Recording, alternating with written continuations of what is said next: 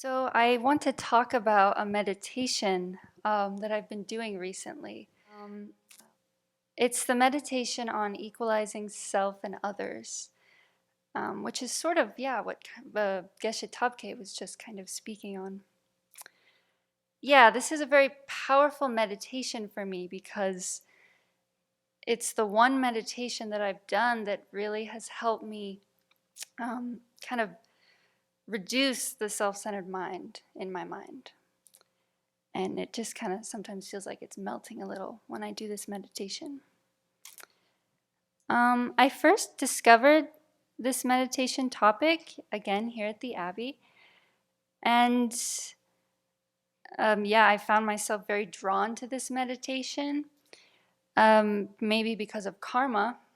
Yeah, I would really like to penetrate it, maybe in some lifetime. It'd be great if it was in this lifetime. But, whatever, I'll just keep doing it and see what happens.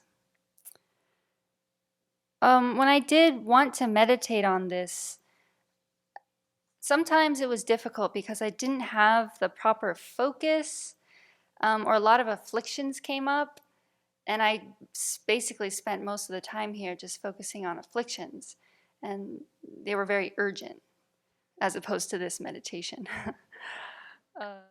But I do have the aspiration to look at it more deeply the longer I'm here.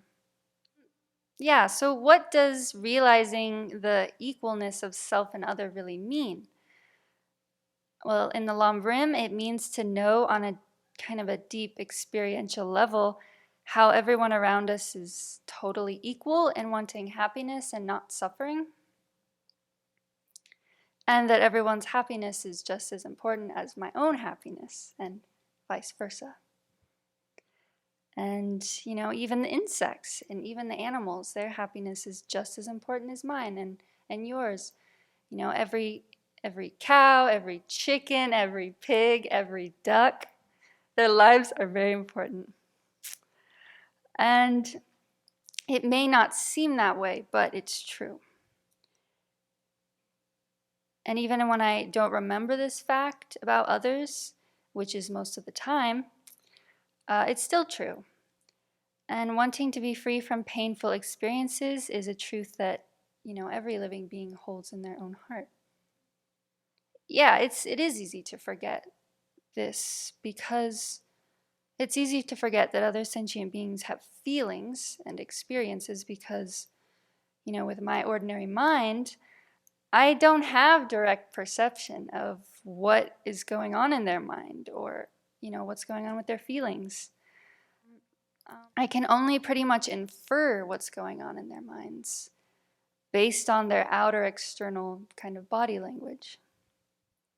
So what appears to my mind when I look at sentient beings is I see, an external object that like moves and speaks and does things that I like or I don't like or I'm very neutral about. So based on that, I can infer, okay, this is a sentient being. So that's obvious. But then, you could extend that to again, animals. Chickens, for example. When you're holding a chicken upside down, their wings are flapping, they're distressed, like they're making squawking sounds. And their eyes are like really wild and their mouth is open. So that's a sign that they're distressed. And that's just another obvious way to tell, like that's a sentient being with feelings and experiences. But I can train my mind to become more familiar with thinking about the experience of others in samsara, going from I'm the most sentient being in the entire universe to others are actually the most important sentient beings in the universe. That's a huge shift. That's the opposite mind, but that's the mind of a Buddha. And yeah, it can be changed. So there was a time when I was doing this meditation here for a little bit, and I was looking in the mirror and I was thinking about myself a lot. which I normally do, but this time I caught myself thinking about myself a lot, and I was just like, wow, I'm so absorbed in myself right now. There's bajillions of beings out there right now who are like also in the bathroom getting ready for bed, thinking about themselves, these beings, these are living beings, these are experiencing beings, these are feeling beings. Wow. All I have right now is the capacity to think about one of them. That's kind of crazy, actually. Yeah, wow. So, yeah, when I had that moment, I just got a sense of perspective about how inflated my ego, my self centered mind is. That, again, out of trillions of sentient beings in the universe, I can only think about one of them pretty much all day, every day, momentary. So that's kind of crazy, but I guess, that's all of us. We're all kind of crazy. So I kind of want to talk about also, when I do this meditation, there's some specific sensations that sometimes occur. Usually something in my chest will like loosen, and I didn't realize I was holding anything tight in my chest at all. But suddenly something loosens there, and I think, wow, that's interesting.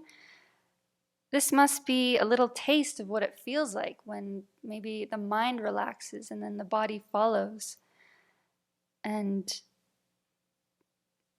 yeah, there's just this sensation of really being at ease. Kind of a burden has lifted off my shoulders, of being the most important. And suddenly everyone around me, oh wow, actually they're just as equally important. So that's very interesting. I really want to explore that more deeply. And it also helps me feel really close to others' experience too when I think about equalizing self and others. You don't even have to have like a deep, meaningful conversation with others if you want to know them on a deep level. You can just transform your own mind, on the cushion or not on the cushion by doing meditations like these. So I highly recommend this meditation. It's very beautiful and it's very nourishing. And it's a wonderful way to kind of reduce the self-centered mind a little and actually connect with others. And may we do this. May we meditate like this and transform our minds like this so that we can eventually protect others' well-being and their happiness and not abandon them in samsara.